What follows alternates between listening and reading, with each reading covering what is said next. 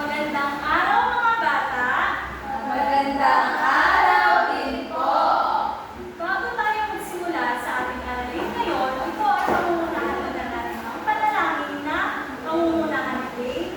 Maaari bang magsayo ang lahat?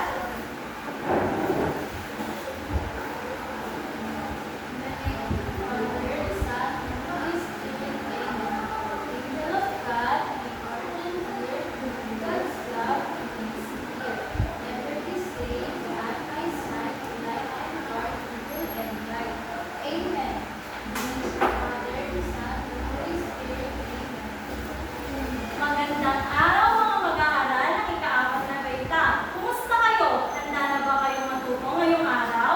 Okay. Kung talagang handa na kayo, sabihin niyo ang salitang ay, Captain. Ay, Captain! Galing, mukhang handang-handa na nga kayo. Ngayong araw, kakanta tayo ng isang kanta na may pamagat na Grow a Garden. Alam niyo ba ang kantang iyon? Hindi po! Dahil hindi niyo pa alam, kakantahin ko muna at pagkatapos ay kakantahin natin ito ng sabay-sabay. Maliwanag ba iyon? Opo! Ganito iyon mga bata. Grow a garden, grow a garden, magtanim, magtanim, magtanim na tayo na may aanin, na may aanin. Alam niyo na ba ngayon ang kantang iyon mga bata? Opo! Kung ngayon, magsitayo na kayo at atin ang itong kakantahin. Sa dalawa tatlo. Grow a garden, magtanim, magtanim, magtanim na tayo na may aanin, mahusay, may na kayong maupo. Bago tayo mag-umpisa sa ating aralin ngayon, nais ko munang malaman kung mayroon bang lumiban sa ating klase ngayong araw. Wala po! Mahusay kung ganon. Bago tayo magsimula sa ating bagong aralin, mayroon akong hinihandang mga larawan na ipapakita sa inyo. At ang gagawin ninyo, tutukuyin nyo kung ano ang pangalan ng bulaklak na ito at sasabihin nyo kung ano ang mga katangian nito. Maliwanag ba? Opo! Kung ganon, magsimula na tayo. Narito ang unang larawan. Maaari mo bang sabihin kung ano ang pangalan ng larawan na ito? Ikaw nga, Shane? Sunflower po! Tama. Ito ay isang sunflower o sa Tagalog ay marisol. Ano ang napansin niyo sa bulaklak na ito? Ikaw nga, Dave? Color yellow po! Mahusay. Tama. At ang bulaklak rin na ito ay isa sa pinakamagandang bulaklak. Para naman sa ikalawang larawan, ano ang napapansin mo sa larawan na ito? Ikaw nga, Edith? Rose po! Tama. Maaari mo bang sabihin ang itsura ng rosas na ito? Diana? May mga tinig po siya tapos kulay pula po yung bulaklak. Tama. Ang rose ay maraming tinik at kulay pula. Pero marami rin rosas na maraming iba't ibang kulay katulad ng pink, ng yellow at maraming pang iba. Para naman sa ikatlong larawan, ano ang larawan na ito? Ikaw nga, Dave? Ang larawan po na rin ay parang luwag sa plastic. Tama. Tama ang sinabi ni Dave dahil ang pangalan ng larawan na ito ay rubber plant. Kaya kung mapapansin ninyo, ang dahon niya ay parang gawa sa plastic. Para naman sa pang-apat na larawan, maaari mo pong sabihin ang pangalan nito, Diana? Francisco po! Tama. Ang larawan na ito ay San Francisco. Ano ang mapapansin niyo sa kulay ng dahon ng San Francisco, Shane? May iba't ibang kulay po nga. Tama. At ang susunod naman, ano ang pangalan ng halaman na ito, Diana? Bougainvillea po! Tama. Nakakita na ba kayo ng isang bougainvillea? Oo!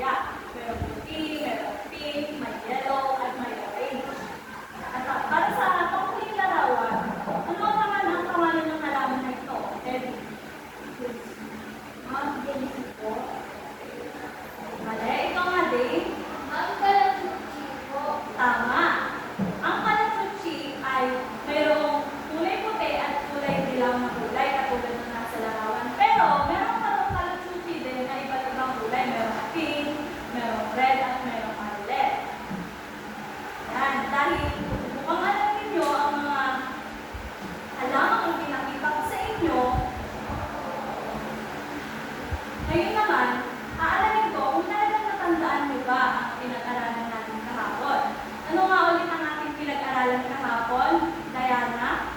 Ma'am, ang pinag-aralan ko natin kahapon ay tungkol sa mga hakbang sa pagtatanim ng ornamental na halaman. Tama, ang ating pinag-aralan kahapon ay ang mga paraan o hakbang sa pagtatanim ng ornamental na halaman. At kung talagang naalala niyo pa ang ating pinag-aralan kahapon, mayroon akong hinihandang activity dito. Ang gagawin ninyo ay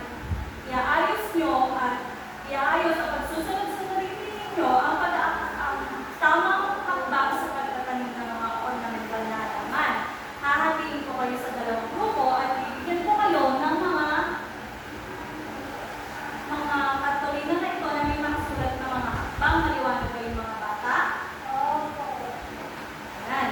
So, ito ang group 1 at ito naman ang group 2. Para sa group 1, narito ang inyong kartolina. At para naman sa group 2, narito ang sa inyo.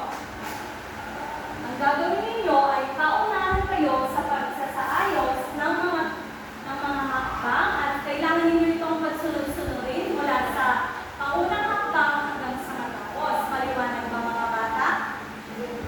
Opo. Yan, kung talagang handa na kayo, isigaw nga, handa na kami! Handa na kami. Handa na kami. Yan, magsay. Pagbilang ko ng 3, iaayos ninyo dito sa pisara ang tamang hakbang na pagtatanim ng halamang ornamental. Dito kayo kukuha ng tape upang idigin ang mga iyan sa pisara. Maliwanag ba mga bata? Opo. Alright, ganoon, nagsimula na tayo.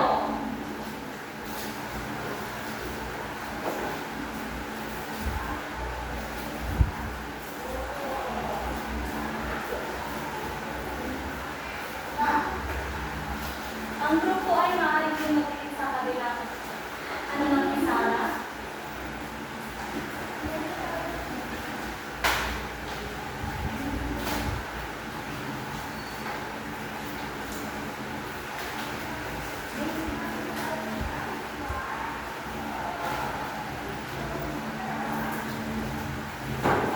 Yan, mukhang mabilis ang group 1. Mukhang matatalo na nila ang group 2.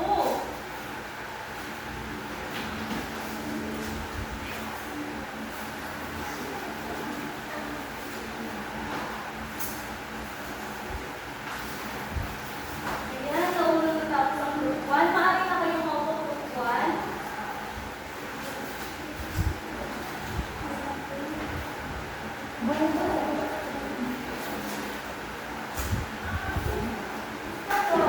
Ako, mukhang naunahan ng group 1 ng group 2. Mahusay mga bata.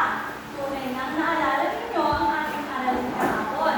Edith, maaari mo bang isa-isahin ang mga hakbang hakbang sa pagtatanim ng halamang ornamental? Ma'am, una po ay pagpili ng halaman. Sumunod naman po ang pagpili ng lalagyan. Sumunod po ang paghahanda ng lupa at doon na po ang pagtatanim. Pagkatapos po ng pagtatanim ay ang pagbibili. Pagkatapos naman po ay ang pag-aani o pagbibenta. Mahusay, mukhang talagang natandaan ninyo nga ang ating pinag-aralan kahapon. Ngayon, bago tayo magsimula sa ating bagong aralin, mayroon akong hinihandang isang aktibidad dito. Kayo ay hahatiin ko ulit sa dalawang grupo at bawat grupo ay bibigyan ko ng larawan. At ang gagawin ninyo, ididikit nyo dito kung anong kategorya ng halamang ornamental siya. Kung ito ba ay mabulaklak, madahon, at puno. Maliwanag ba yung mga bata? Opo. Handa na ba kayo mga bata? Opo.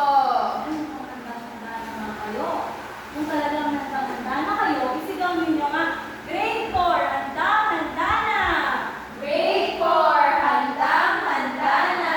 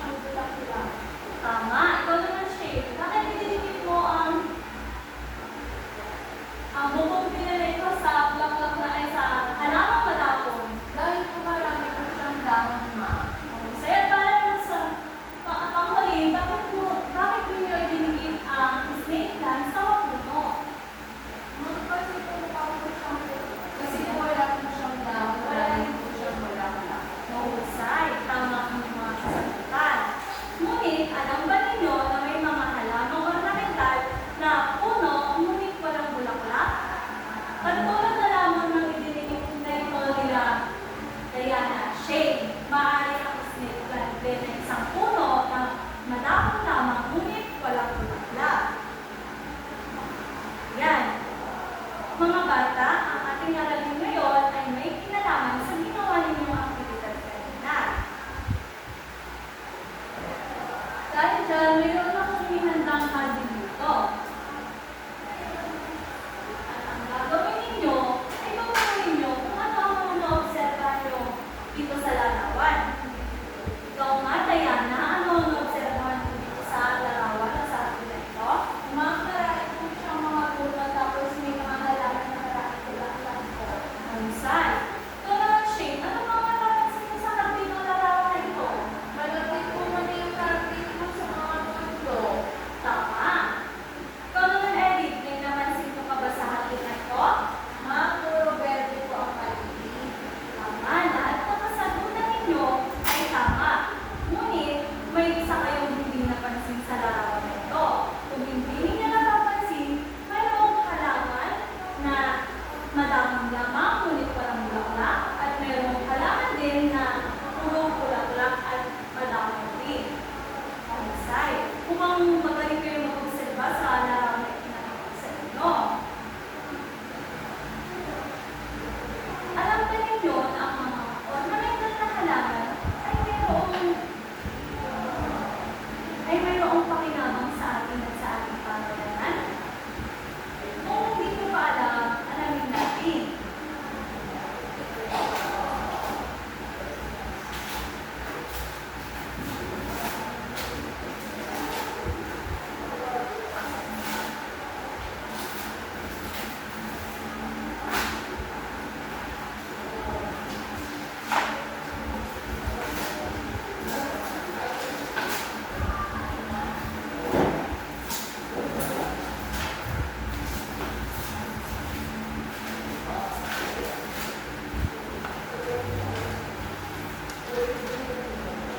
Para sa unang pakinabang,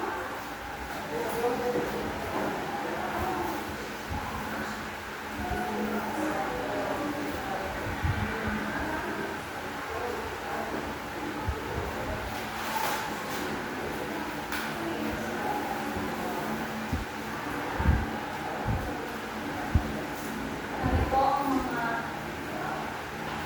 pakinabang sa ating mga halaman.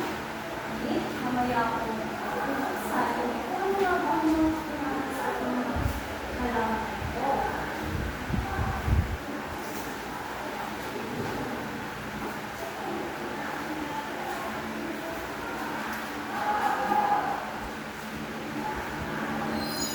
Para sa pakinabang, maaari mo ba itong basahin? Edith? Nagbibigay ng sariwang hangin. Tama. Alam ba ninyo na ang mga halamang ornamental ay nakapagbibigay sa atin ng sariwang hangin dahil sila ang naglilinis ng mga usok na nanggagaling sa sasakyan na ating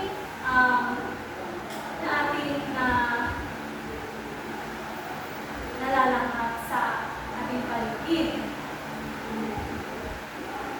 At ang pagtanim din ng halamang ornamental ay nakakatulong sa ating pamilya at pamayanan upang maiwasan ang polusyon.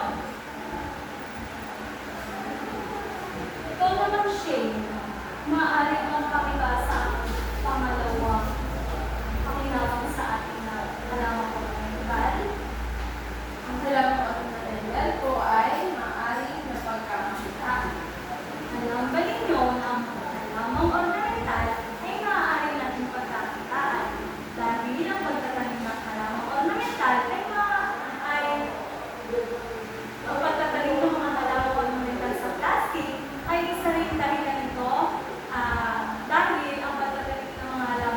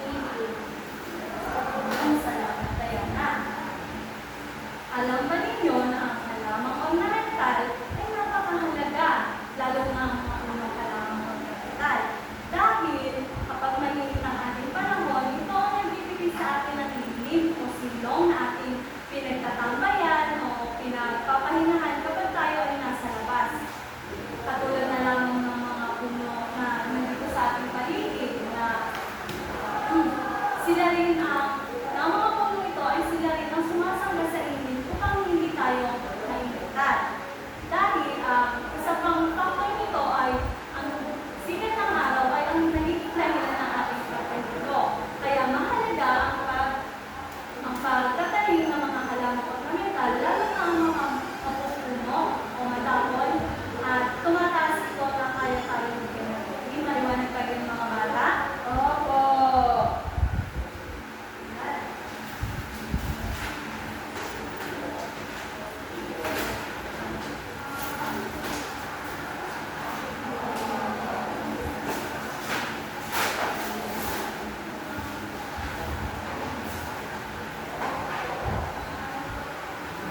Mayroon pang natitirang dalawang pakinabang dito ng halamang ornamental sa ating pamilya at sa pamilyanan. Ngunit, bibigay ko muna ito sa pisara para mabilis ang inyo pabasa mo yan.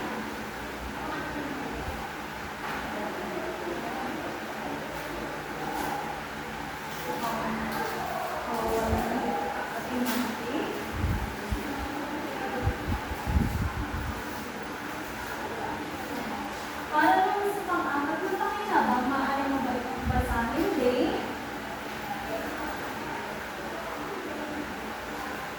Nagpapaganda sa kapaligiran. Salamat. Alam ba ninyo na ang mga halamang ornamental din ay makakapagpaganda ng ating kapaligiran? Katulad na lamang ng mga examples kanina sa inyong kapitan. Dahil mayroong mga halamang ornamental na kagaya nitong rosas. Kung mayroon kayong tanim sa dilim na ganito sa inyong bakuran, ay tiyak na maganda ang inyong bakuran dahil ang rosas ay isang bulaklak na romantiko. Ayan. At katulad lang din ng sunflower o ng marisol na ito, ang ganitong bulaklak ay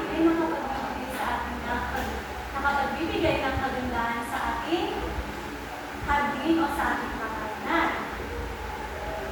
Ang isa pang halimbawa ng ornamental na halaman ay itong sandal na ito. Kung napapansin ninyo, maganda at maliit ang bulaklak ng ornamental na halaman na ito. At syempre, kahit matinik ang halaman ng bougainvillea, ito ay nakakapagpaganda sa ating kapaligiran o sa ating hardin. Kaya kung may tanim kayo ng mga ganitong halaman, naniniwala ako na maganda ang inyong bakuran. At syempre, malinis ang hangin na inyong nalalaghap. At para naman sa panghuling pakinabang ng halamang ornamental, maaari ko bang basahin ito, Edith? Naiiwasan ang pollution. Tama. Dahil ang mga halamang ornamental, kagaya ng sabi ko kanina, sa pagtatanim natin ng mga halamang ornamental, naiiwasan natin ang pollution. At isa pang naiiwasan natin kapag tayo ay nagtatanim ng halamang ornamental ay ang pagbaha. Dahil ang mga halaman na tinatanim natin ay mayroong mga ugat. Mga ugat kung saan sinisipsip nila ang mga tubig ulan upang hindi tayo makain. Kaya kung napapansin ninyo dito sa atin, hindi tayo binabaha kasi marami tayong mga tanim na halamang ornamental at mga puno. Ang isa pang halimbawa nito ay sa Maynila. Kaya kung napapansin ninyo, konti mo na lamang sa Maynila ay mabilis nilang binabaha sapagkat hindi kagaya dito sa atin na marami tayong puno. Sa Maynila ay walang puno, puro gusali lamang ang doon.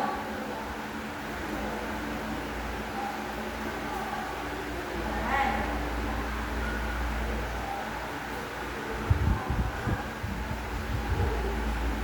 Ayan, mukhang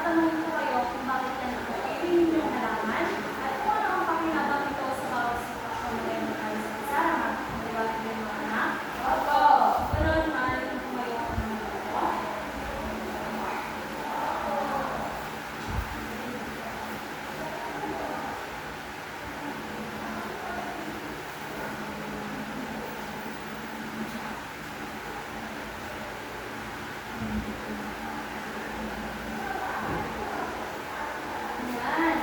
Mukhang tama ang nilagay ng halaman na. Para sa pangunang sitwasyon, maaari ko itong basahin mo. Yung mainit sa tapat ng bahay. Ano ang nilagay ninyong halaman ang nakita dito? Bumamilya po. Bakit bumumilya ang naisip ninyong ibig sa pangunang sitwasyon?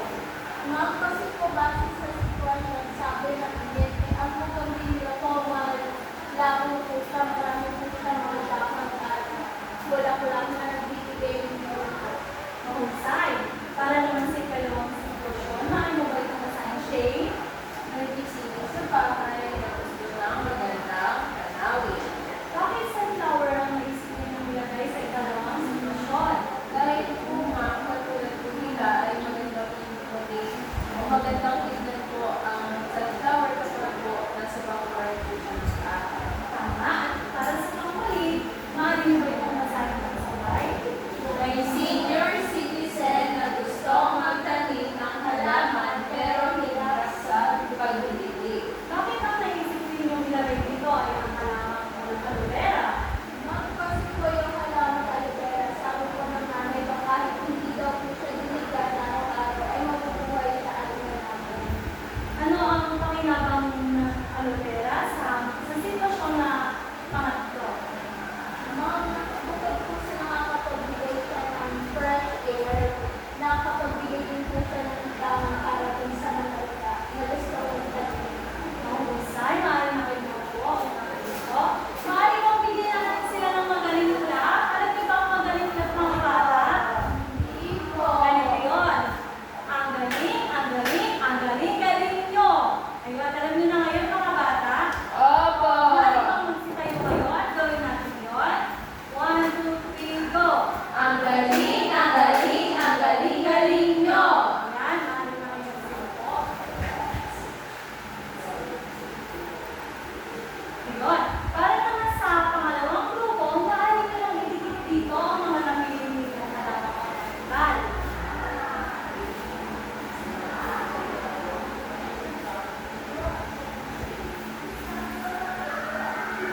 Ayan. Maaari mo bang basahin din ang unang sitwasyon? Mainit sa tapat ng bahay. Bakit aloe vera ang napili mo ang idikit na halamang ornamental base sa unang sitwasyon? Kasi po ang sabi po siya na kung ang meron po ang tapat ng bahay, pinatulog na kailangan binibigay ng madalas dahil po yung araw-araw ang binibigay sa kanila ng Sorry, para naman sa ikalawang sitwasyon, maaari mo ba itong basahin ulit? May bisita sa bahay, gusto ng magandang tanawin. Ayan, bakit naman ang halamang ito ang napili mo para sa pangalawang sitwasyon? Ma'am, dahil po ang halamang bilhin ay gusto